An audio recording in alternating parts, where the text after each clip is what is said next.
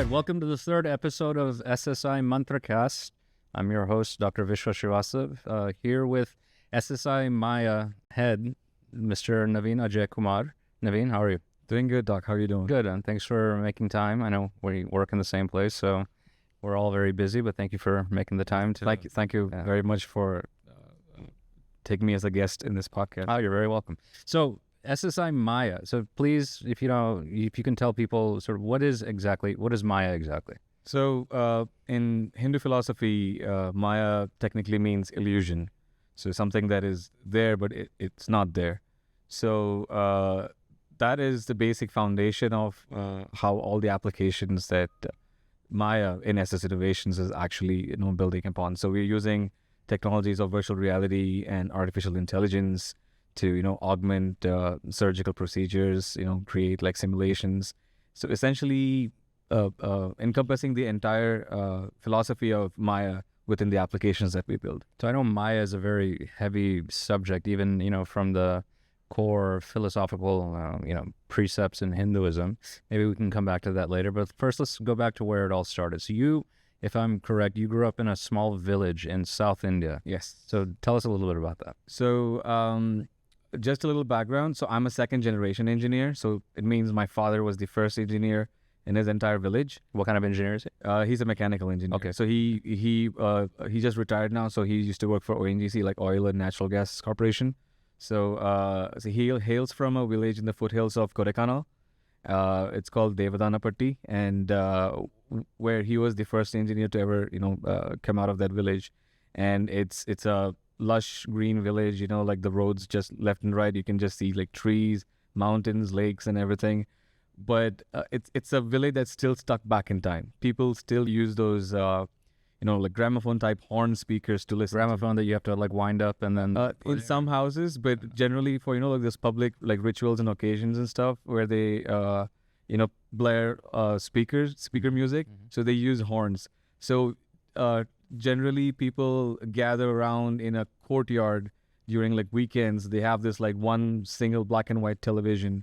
All of them sit around, watch all those like early 60s movies. That still happens, still like even today. So in your village, how many people are we talking? I think roughly like when you were a kid. When I was a kid, like 1,000, that's it. I mean, 1,000, 2,000 at max. Okay, and today? And today could be more because I've seen like 2 or 3 story buildings popping out where they had like all these like thatched roof, huts. Oh. So, but you moved around a lot. So yes, you were born in, a small village outside of Madurai in Tamil Nadu. Right. Then because of your father's work, did you have to move around a lot? Yes. So every 3 years or so, my father had to like transfer from places to places. So there was like different assets, like where ONGC had people work. So at first he was working in Karaikal, which is like in Pondicherry. Then at that time we used to stay in Madurai. He used to go on and offshore to Karaikal. Then we moved to Assam. So I was in Assam for 3 years. Really? Yes, in Jorat. It was amazing. So how old were you when you lived there? I think it was 9 years old. Then from Assam we moved to Gujarat. And then after Gujarat, in Gujarat we were for about like 7 years. Then from Gujarat, my family moved to Telangana, and I stayed there because I grew up and I joined college. So I did my bachelor's in Surat in Gujarat itself, but my family moved to Telangana. So yeah, and after that for work I then moved to Mumbai, and after Mumbai I went to Canada, and right after Canada I'm here. Okay, so now you did your engineering in electronics, yes, if I'm correct, right? And I remember, so let's see, the year was 2020. I think we received your application. We were looking for a technical writer. Yes. Right? Yes. And it's during the pandemic. Pandemic, exactly. Right? And you had just come back from Canada. That's right. Right? And you were living outside of Toronto, I believe? Yes, in Ontario, like about a 45-hour drive from Toronto. 45 hours. Sorry, 45 minutes and an hour to an hour. Sorry. You'd be in the Arctic Circle. Right. So tell us a little bit about your experience. So now, see, you, like many other people from India, you've done your education here, then you left India in pursuit of either higher education. So what did you study in Ontario? I was doing robotics and industrial automation. I did robotics and industrial automation. Yeah. And then how did you end up applying for a technical writer job? Well, funny enough, once I was done with my degree, so there was offers from different companies. So there's this like big chain of companies, like engineering company called Linamar in Ontario. It's like pretty famous. They make parts for like Tesla, McLaren, and even now MedTech as well. So they put up offers for engineers. So anyone who graduates, we can go and join like the GET program or something. So the first offer that I gave, I applied for everything, like factory manufacturing engineer, electronics engineer, so whatever I could get, because it was my first job in a different country. So I had no idea. I did my part-time in like Walmart and stuff, but that really does not give you What'd you do at Walmart? I was a meat stalker. I used to. Don't tell me you're a vegetarian. No, I'm not. I mean, that was actually one of the questions in my interview. Like, are you okay with stalking meat? You have to like butcher stuff and keep them. Like, I'm okay. But I mean, 99% they were all packed freehand, so I was okay. Okay. So in Linamar, when I had applied, so the technical writer position came up. So since I had a background in design in Mumbai in a startup, I used to be a web developer and a graphic designer. So that portfolio somehow caught their attention in a company called Skyjack. So they said, you can, for technical writer come illustrator, you can join us, and the pay was pretty good. So nice. I just joined. So what was it like? You moved from one of the most tropical places on Earth to one of the coldest places on Earth. It was because Ontario is cold. It is cold. The coldest I've seen is minus 35 degrees centigrade, and the first couple of years it was very tough. It was traumatic enough actually, because when I landed there, I think it was December or November. I think it was November when I first landed. It was like snow. I was super excited. The plane landed. All I could see was like snow falling. The cab that took me to my dorm, all the way it was snow. I was like super excited. The next morning I wake up all stiff, body pain, and I'm like, okay, so I'm in for a roller coaster ride. It was fun for the first 3 or 4 months. Then, waking up the next season, and plus almost for 6 months you don't see the sun at all. It's like pretty cold, damn. So people get depressed. So that was something that I really hated about the winters there. And so, like so many other people I know, because I've, me being, a non-resident Indian growing up in the U.S. and Canada, but having many friends who would come over from India, there's always, after sort of the honeymoon period of being in a new country, a new culture, etc. What things about home did you start missing the most? First, food. So because it took me a while to find some good restaurants. And second, there's always this vibe to India that you cannot get anywhere else. Like Canada is great. Like there was so many DIY things I could do. I could walk into Lowe's or Home Depot, get a bunch of lumber, build myself my own table, and it was fun. You cannot do that in India. You gotta it's not that open or free here. But you can get a lot of stuff done here in India that you cannot, do back in Canada. So that is one thing that I quite missed. It felt home to be in India, but it felt more professional to be there because you had all these resources. So one thing I remember that impressed me most about you when I first met you is that you kind of just would spring out speaking different languages, Yeah. And I think it's because now I know that since you moved around so much, in your childhood, Right. that you were exposed to all these different languages. So you can speak Tamil, you can speak Hindi, Yes. Assamese maybe a little bit, or I Bengali, used to, but I forgot now. and then Gujarati, of course, yes. while you're there. Yes. Right. So you are like the United Nations of. Oh, you're basically like Indian Parliament in one person. Thank you. I suppose, but we had like other people like you remember this kid Sai Kiran? Oh yeah. So he knew all like languages of South India like and fluently. It's not I just know enough to speak or something. No, he knew Kannada, Telugu, Malayalam, Tamil. So that is something I was really jealous of him. So if I could learn all those languages, then I can add to my roster. Yeah, that's really one of the things I really love most about working here at SSI is because everyone from our team, they were from all corners of India, And if you just walk around one corner, you hear one language, and you walk around the other corner, you hear another language. Exactly. I think we have like 27 different languages today. Yeah, we actually, I think, made a video where everyone. Oh, that's right. Exactly. Everyone wished Happy New Year in their own language. Yeah. So, how many languages? You have a degree in anthropology, right? Yeah. So you must have visited quite a few places for all these different languages. No, I mean, I speak French, Spanish just from growing up in Texas. Although, I won't say I speak it fluently. Hindi, I didn't grow up speaking, because my dad, he's from India, my mom's from the Philippines, so our lingua franca in the house was, of course, English. But I had to learn that on my own. It's actually a funny story. So I was backpacking around India. I think I was 19 years old. It's the first time I came to India on my own without my parents. I was with my friend, Aaron. We're just two hippies, backpacking around the country. And somewhere along the way, we ended up in Jaipur. My father's younger brother was there. He was doing some work, my uncle Gop. And my friend ended up contracting malaria.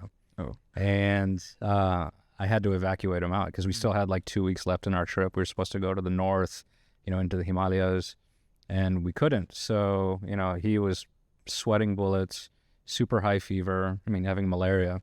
And of course, at that time, I didn't speak one word of Hindi, and people would always look at me weird that there's this brown guy walking around India and he sounds like an American, And so then my uncle, he called me over and he said, boy, my uncle, he used to be in the Navy. He's a big rough and tough guy.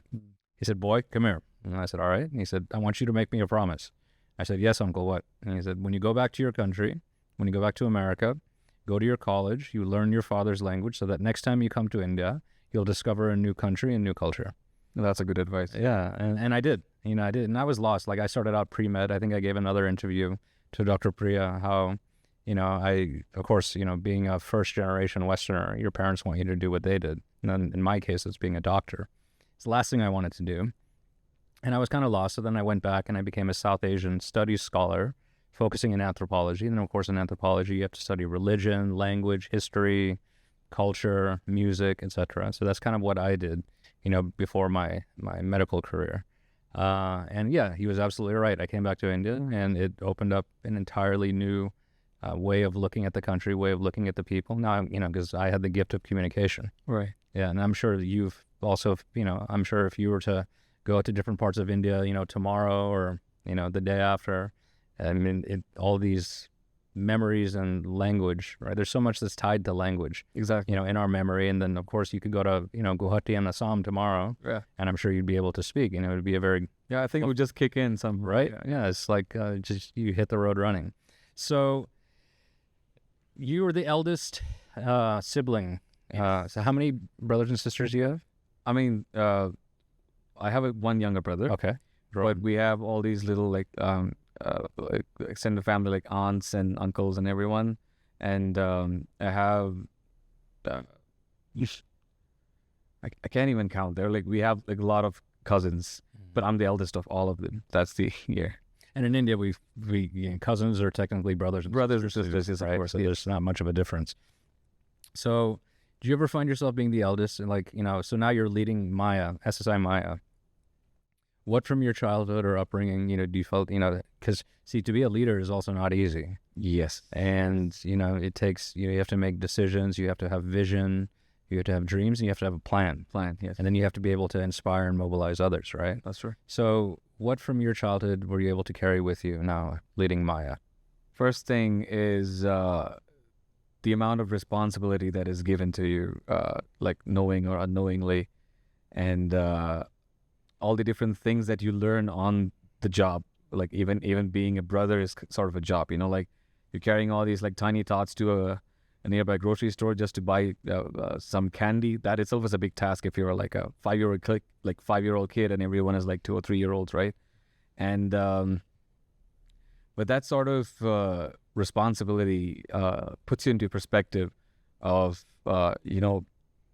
being, not being in charge, is being like, for the well-being of someone who is dependent on you, you have to ensure that the resources or logistics or any sort of information that could keep them safe or that could keep them, occupied to whatever task they intend to do. That is something that was early on, given to me being an elder brother. and I've definitely used many of those things here in Maya. One thing I do regret is for love of God, I really cannot come hard on anyone for some reason. I have no idea why. Oh, it'll come. Yeah, yeah, I think it's from experience. It comes up. So if someone is actively, you know, volunteering themselves to be proactive, interactive, they bring out their own talents. They come out and say, "I want to do this and that, and can this be something viable for the company?" And they themselves are quite interested to do that. I only have those kind of people in my team. I really want them to be proactive enough to, like, I give you something, you actually take interest in that. I'm not going to force you to, sit late nights and do this, because you know what exactly to do, and you would execute it on the given timeline because you know what you're doing. So that is something, that's the sort of a freedom that I really give to my teammates, Like, I give you a task, I give you a few outlines, like, do this and that, do not stray away from these, but whatever in between you can do on your own. And I'm surprised with all the results that come out, because, their own creativity and their own, thought process that shows up in their work. And it blows my mind. Sometimes I get jealous of them too. I'm like, why didn't I think of that? So well, I think you have to be and I think part of leadership is also being very flexible, and, and that allows for creativity. Yes. And imagination, speaking of creativity, I know even beyond your work here, you have a lot of hobbies. I was, again, astonished, like, just as I heard you speaking multiple languages, you'd pick up different musical instruments and then start jamming away. Yes. Like, yes. Drums, you sat down, you played them like you've been doing it your whole life. Guitar, I think I heard you play Enter Sandman by Metallica. Right. Right. So what got you into music, It's or let me rephrase the question. Okay. What got you into Metallica? Metallica, okay. So there was this South Indian movie. I mean, this might be a very cheesy story.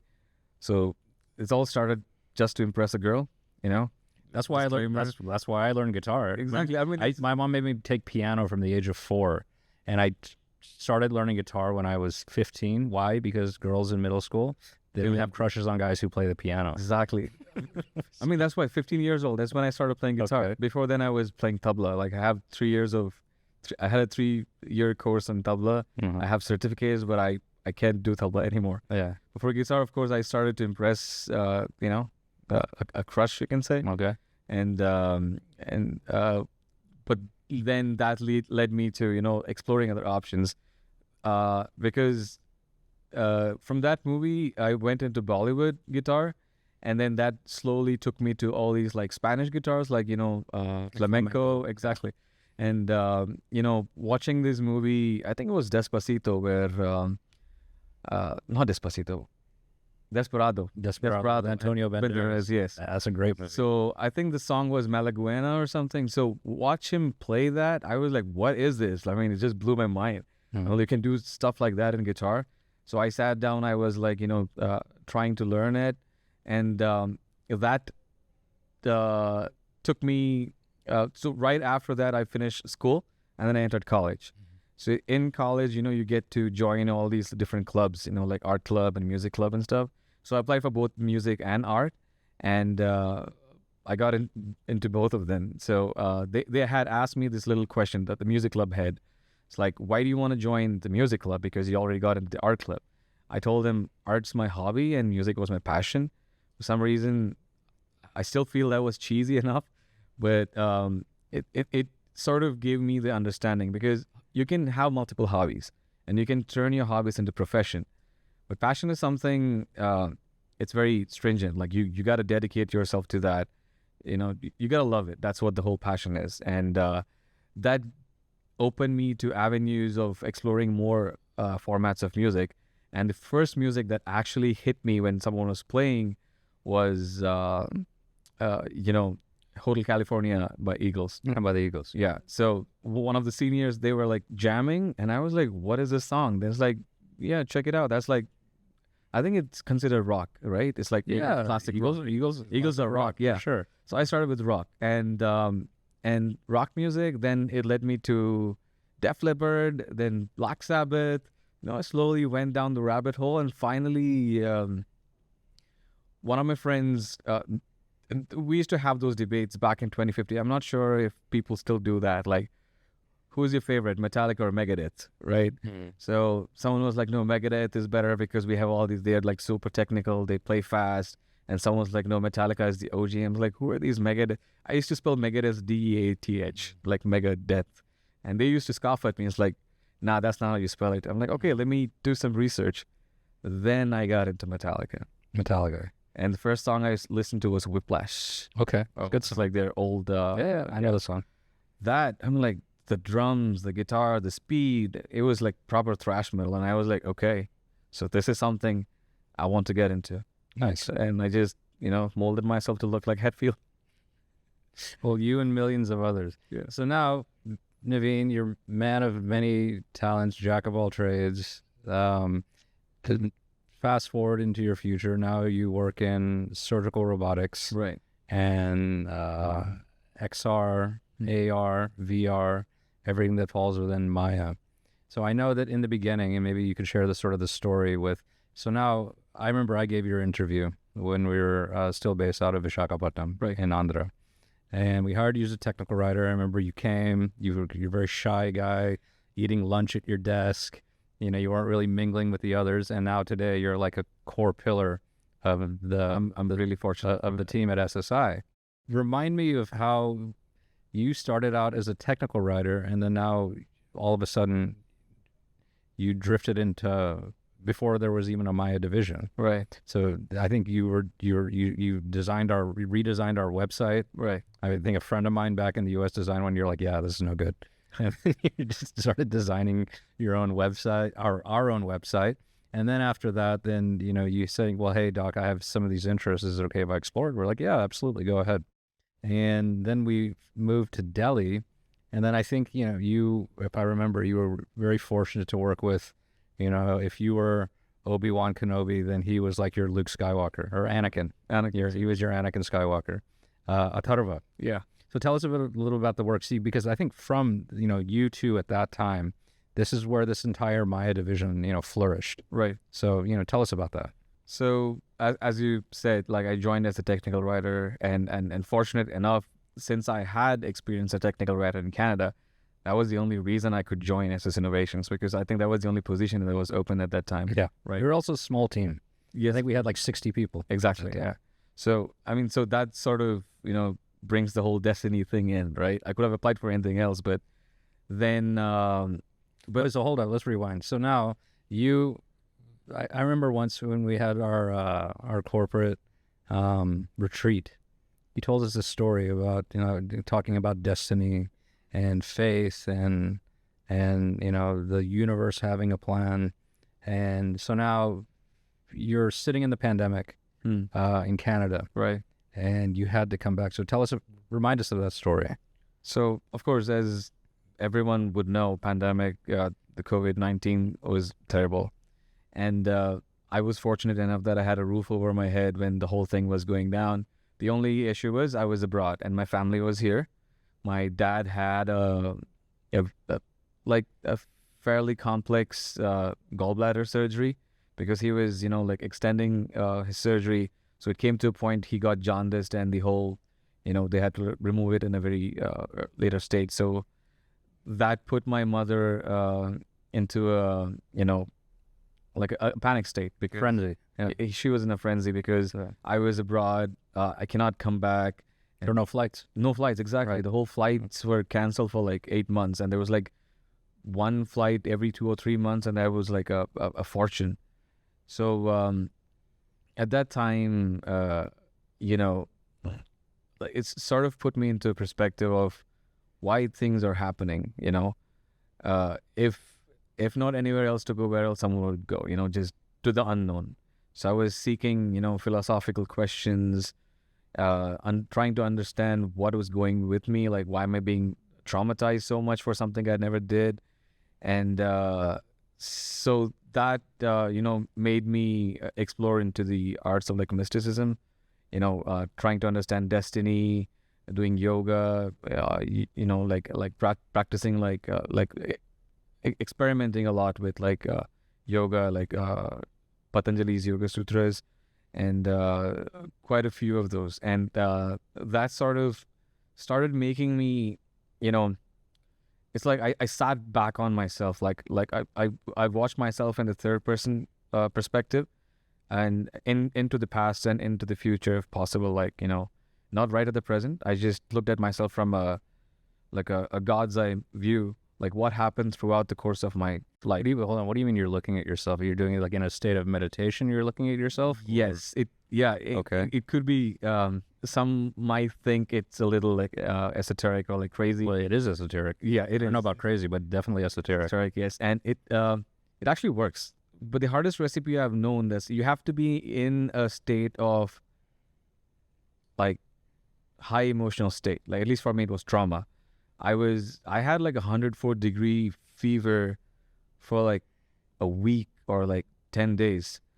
So it's like COVID. Yeah, it sounds like COVID, but I did not have any other symptoms. It was just fever. So I was constantly afraid. Okay, this is it. This is it. I'm gonna die. I'm gonna die. This is it.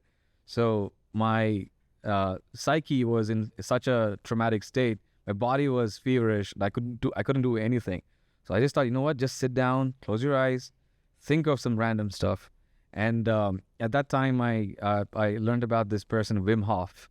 So he was doing this like tumo breathing sort of breathing techniques. What's tumo breathing? So it's like reverse breathing. So you generally when you breathe in, your lung expands, right? Right. So you try to contract your lungs during breathing in, and then you So you're doing it physically, like by controlling your diaphragm. diaphragm, exactly. Yes. Okay.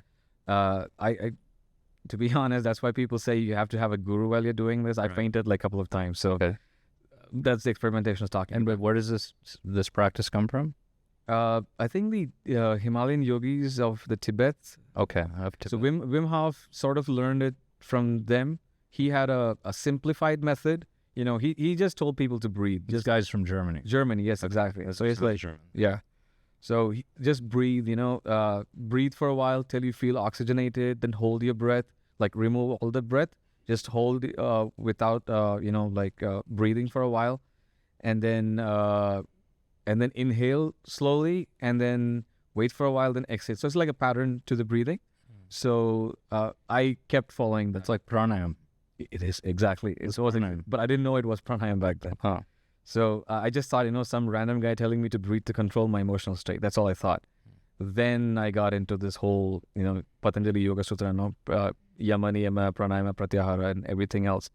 So during one of those sessions, and I think I asked you this question as soon as, like, once I joined, like when I used to do that, I used to feel lightheaded, hallucination stuff.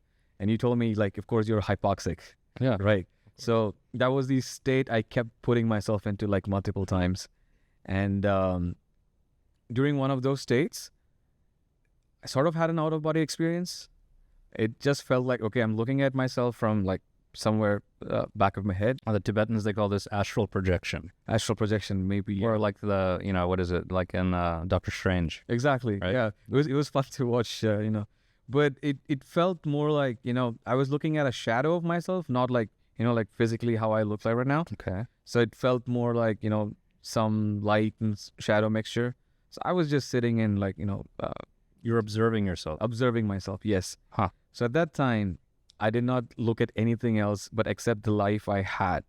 So I started recognizing these patterns, like ups and downs and ups and downs. And it sort of made sense, like that I'm not the one doing any of these decisions. Like I could have taken any decision in my life which could have led me to something else, but I did not take any of them. Somehow someone else took a decision for me, or somehow the situation was in such a point that I had to make the decision which was not, that what I anticipated. So it felt like something was happening through me rather than like Because of me. And that sort of, made me started believing in destiny.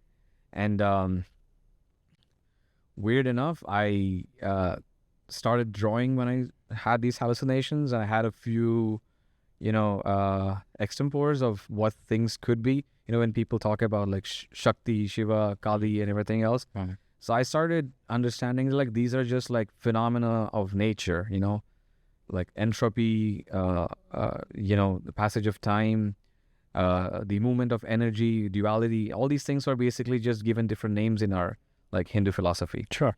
It was just that realization that just like put me to the ground. Like, okay, so it was all right there in front of you. We could not just see it. So that made me firmly believe in destiny. Yeah, in anthropology, we say, especially in a lot of, I hate the word that is thrown around academically, the pagan religions, or I call them the early religions, or in the non-dualistic, Right. Religions. But a lot of these gods, they're referred to in anthropology as anthropomorphic representations of nature. Huh. So just as you have a different god for the sun, the moon, the wind, the sky, the changing of seasons, life, death, love, lust, all these things. Yeah. They're all represented by, visual representations, sort of anthropomorphic. Yeah, which means like you assign, like a human sort of element, Right. to the these deities. Yeah. So you've had now a very rich cultural upbringing, living and growing up all over India. You lived abroad. You lived through the pandemic. Came back to India. You had no idea, where looking back now, like where you would be today. Right. So here you are now as head of the SSI Maya division. I think you're in a very interesting place because AI, machine learning, the things that are within your wheelhouse under Maya are some of the fastest growing concepts. Right. It's like that's moving, 1,000 miles, per minute. And every time you look on LinkedIn, there's something new someone's done. I think last week I saw Kawasaki had made a robotic horse. Have you seen that? I think robotic dog. No, there's a horse. Horses. Yes, of course. Yeah. People sitting on a horse and they're climbing up mountains. Right. In a robotic horse. All right. So now let's talk about where the future holds. Let's talk about what you're doing currently in Maya. Right. And let's talk about what's on your vision board, for Maya in the next 5 years. Right. So currently in Maya, we're focusing on using these extended reality technologies like how like Apple Vision Pro and Meta Quest, all these like headsets. So they're basically stereoscopic devices that you can visualize anything in 3D. So one of the biggest applications we have running is a teleproctoring system using the virtual reality headset.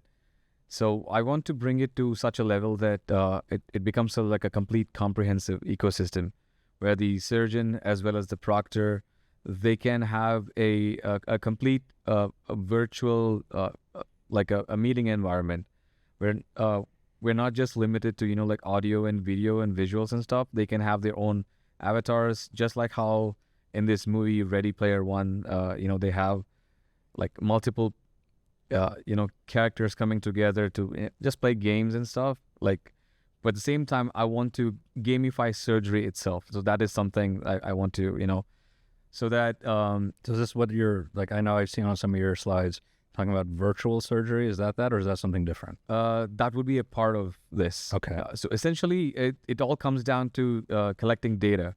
So as much as data we can train these amazing models that is coming up. Like people are coming up with like crazy deep learning models these days, and recognizing something on the fly. But it's still limited to many of these standard objects. Like it can recognize a chair, a car, a phone, or something. But I want to do this for organs themselves. Like you look at a video and the computer should know that is an ascending colon, or like that's a bad hernia or something. The at least the suggestive methodology that AI can interpret a visual image. Well, that's based on machine learning. Right? Yes. Okay. So that is something I truly want to develop, and SS Innovations being such an amazing company where we can get all these resources with the the amount of surgeries that we keep doing, and the data-rich architecture that could be easily built on top of something big is amazing here. So that is something that I'm envisioning for Maya in the future, that how much we can automate some of the overlooked parts of the surgery. For example, we have irrigation. Surgeons do spend some time, like with assistant surgeon, like, Suction irrigation. irrigation, and suturing, not for now, but some ablation. But it's been done. I've seen some of these videos, right? And I don't know, maybe we've all seen the videos on LinkedIn where the first time it sutures, it like drops the needle. Yes. But then it learns from its mistakes, and then the second time, you does it, or it'll mimic a surgeon's hands movement. It'll study that, and then it'll try on its own. It'll fail the first time, Right. and then from the second to the thousandth time, Right. it'll do it perfectly. Perfectly, exactly. Right. So that's reinforcement learning. It keeps learning from its own mistakes, and finally, it delivers an outcome that is similar to what we expect. So let me clarify one thing. See, because I was listening to other podcasts, right, and there's this guy, Chamat, the Sri Lankan guy, Right. heavily into AI, right? So now he did clarify that, see, AI, it's all based on human inputs, Right. right? So then of course, machine learning is, based on libraries of either images or information, right? That it adapts and then integrates within AI or as an ingredient, Right. as part of AI. So what would it take for something that, utilizing artificial intelligence, I think they refer to it as augmented intelligence rather than artificial intelligence, right? For something to be able to begin doing things autonomously. And I know this is a little, it turns into like, Rise of the Machines, Terminator, Skynet, Yeah. that thing. But, where are we today? See, and so that's one thing. And secondly, with this enormous flood of information that's happening, on a daily basis, I know recently, you and I were both fortunate to host Dr. Michio Kaku, Right. who's now talking about the supercomputers, the quantum computers, stuff like that. So even just keeping up with what's currently going on. So, and what are your resources? What do you research in your own time, in your free time, on in order to educate yourself and to become aware of what's happening, currently? Right. So LinkedIn is an amazing platform to get all these like resources, and every time I scroll through, I find someone sitting in their bedroom developing some sort of an SDK to build something, and the current state of condition, we have this quantum computing race that is going on separately, and then we have this artificial intelligence race as well, and like people building like LLMs and like GPT models like ChatGPT and Claude and everything else, where the general public is starting to use AI to do tasks like building AI agents, and that is one framework. And the second is this whole extended reality, like coming to smart glasses and all these like the next generation of devices. So we have these three tangents that I'm really interested: the quantum computing race, the artificial intelligence race, and then the wearables, where we first had landlines, then we had smartphones, like regular cellular phones, then smartphones, and Mark Zuckerberg really wants to get into this whole glasses-based computing device. So that is something that would come pretty much in the near future. So when all of these three things combine, AI using quantum computers to process data in such rapid pace that it could think as fast as us, because we have quantum computers right in our head. Our brains are working in, quantum levels, because people are still yet to understand how, all these neurons are interacting and doing stuff. And then these devices, XR and, wearables and these glasses that could interpret the external world, like, looking at images, looking at people, and then treating them as data, processing it through quantum computing, and then AI augmenting the data to suit our own needs for anything pretty much. I know even, ancillary ways of using AI. I mean, it's been quite helpful in actually, like, in medical diagnosis, catching things before they even occur. Exactly. There's a lot of this. So in your mind, especially like what we're doing here, as playing our part, in medicine and surgical robotics, what are the ways that you feel that we can harness and utilize AI, machine learning, quantum computing, this trinity of things that you had mentioned, in order to do some good? Well, some of the technologies are still at quite a nascent stage where we can start utilizing. So of course, these glasses are something we are already using for our teleproctoring systems. And now if we merge in AI to understand these surgeries, so instead of having live proctors, we can have, like AI proctors who could help surgeons during live surgery. And of course, end of the day, the whole thing remains with the surgeon themselves to take a decision on the surgery. But suggestions and preoperative guidance, intraoperative guidance, that is something we can develop quite easily with the technology we currently have right now. The only thing is the amount of data that it needs to be. We need to train such models, and human resources, and a bunch of resources that is required to build something out of it.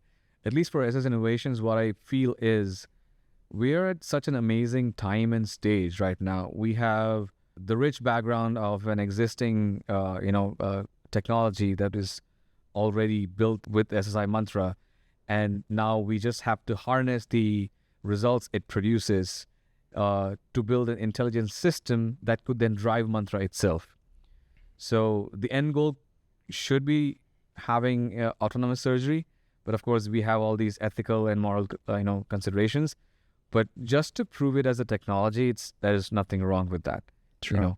So that is what I envision, that we can gradually, taking baby steps to, understanding vision, understanding stereoscopic vision, understanding instruments, understanding patterns of surgery. Then you can get like vision beyond vision, right? Exactly. I know Dr. Sudhir, our chairman, he talks about that as being one of the, the frontiers ahead of us that we haven't really crossed into yet. Yes.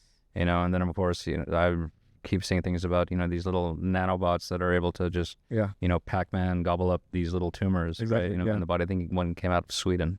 And yeah, I think it's an exciting time, it's in the state of all things that fall under our Maya division, and how that can interlace and collaborate with other aspects of not only, surgery, but also medicine. Right. And I think ultimate goal is and the question is, how do we utilize technology and or unknown technologies that might be forthcoming, to improve the quality of life of human beings on this planet. Exactly. Like, so I think that a lot of people get afraid that, by delving into technology, delving into the future, that we're actually taking away from our humanity.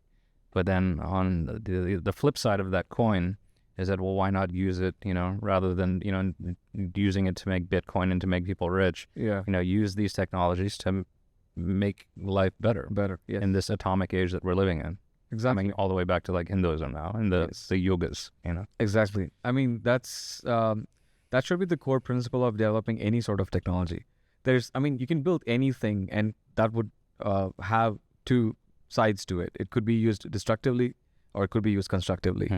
Now, AI is definitely a double-edged sword, and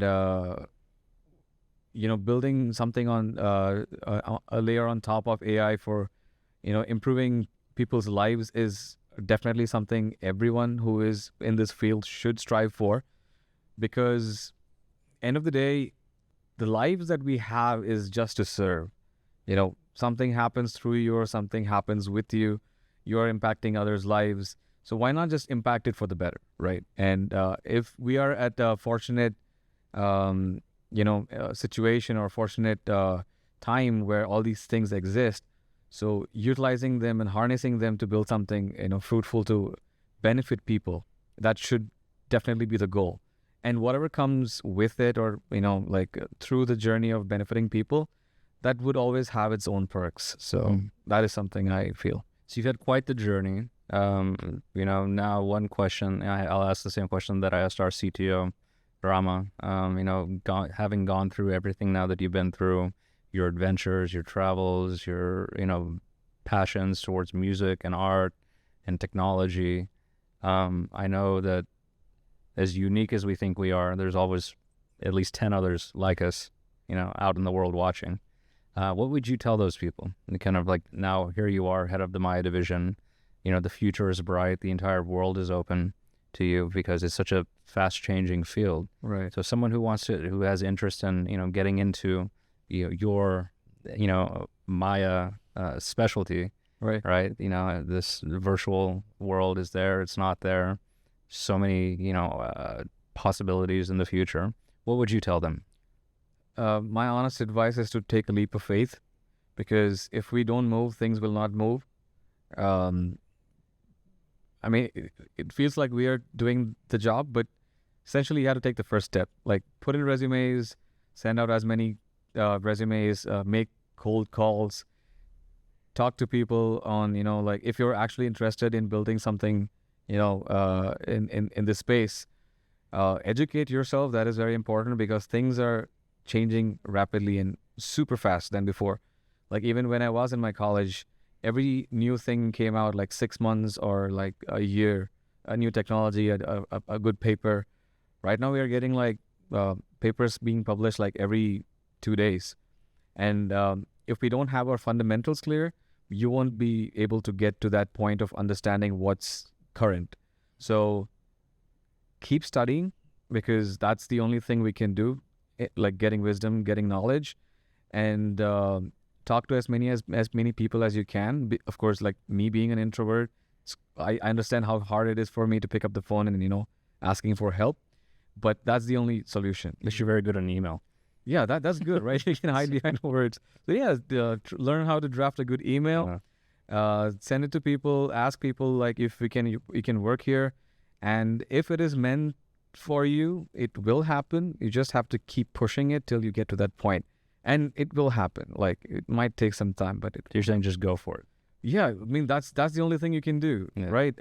But you have to keep yourself educated. That is important. In the words of the great hockey player and legend Wayne Gretzky, he said that you are guaranteed to miss every shot that you don't take. Exactly. Yeah, that's a good way to put it. Yeah. Or you'll always miss any shot you don't take. Yes. Right. So take that shot, take that leap of faith. Naveen, thank you so much. It's been a wonderful conversation. Really loved learning more about you, and thank you for blessing us with your story and your presence. Thank you so much, Doc. It was wonderful, expressing myself freely in such a space. Thank you so much. You're welcome. Thank you.